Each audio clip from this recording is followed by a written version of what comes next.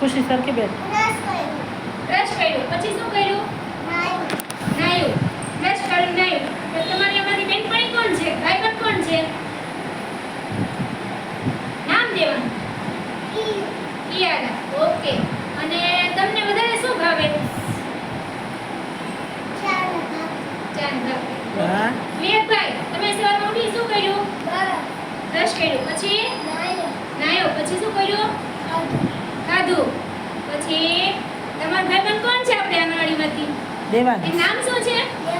દેવાંશ. નામ બોલવાનું. નામ બોલવાનું. ચલો દેવાંશભાઈ, તમને સવારમાં ઉઠ્યા પછી શું કર્યું આપણે? બ્રશ જ કર્યું સીધું ઉઠી. પછી બીજું શું કર્યું? પછી પછી શું કર્યું પછી? આંગણવાડી નો આવ્યો તો આંગણવાડી આવ્યો એમ કહેવા.